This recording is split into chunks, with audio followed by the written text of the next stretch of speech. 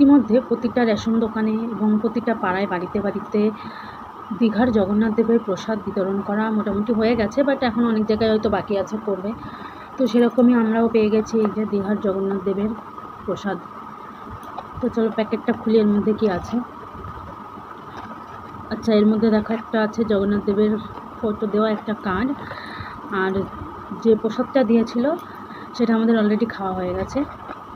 Video করার কথা মনে ছিল না, তো যাই হোক এখন মনে পড়লো, তাই ভিডিওটা করছি।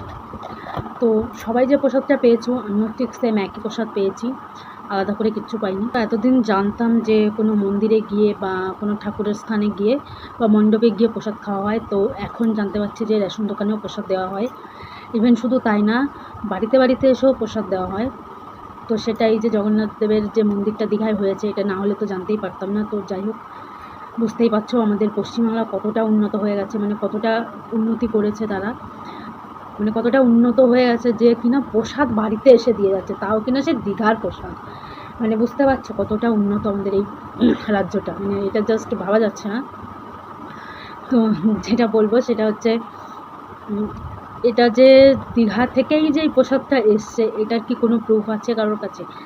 মানে এটা সত্যি আমার জানতে ইচ্ছা করছে, মানে এটা আমার নিজের একটা কিউরিসিটি, আমি জানতে চাই যে এই প্রসাদটা কি সত্যি দীঘা থেকেই এসছে, না পাড়ার কোনো মোড়ের মানে পাড়ার কোনো বাজারের বা কোনো মিষ্টির দোকানের বানানো এই মিষ্টিগুলো প্যাকেটে, জাস্ট একটা এরকম প্যাকেটে ভরে, মানে প্যাকেটে করে দিয়ে বাড়িতে বাড়িতে বিতরণ করা হচ্ছে। তো এটা মোটামুটি প্রত্যেকটা পাড়ায় প্রত্যেকটা বাড়িতেই পৌঁছে গেছে।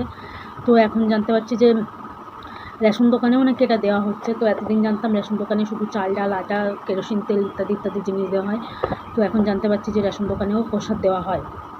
তো যদি কেউ জানো আমাকে একটু কমেন্ট করো যে এটা কি সত্যি দীঘা থেকেই এসছে, মানে দীঘার জগন্নাথ মন্দির থেকেই কি এসছে, নাকি আমাদের এলাকার কোনো মিষ্টির দোকান থেকে বানিয়ে প্যাকেটে ভরে জাস্ট দিয়ে গেছে।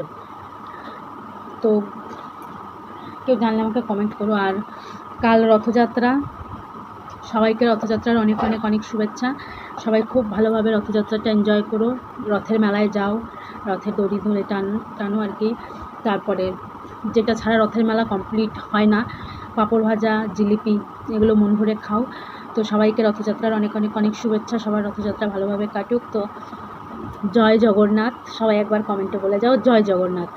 আর এটা কি সত্যি দীঘা থেকে এসছে কিনা, যদি কেউ জেনে থাকো আমাকে কমেন্ট করো, আমার কিন্তু মানে খুব জানতে ইচ্ছা করছে যে এটা সত্যিই দীঘার থেকে এসছে কিনা।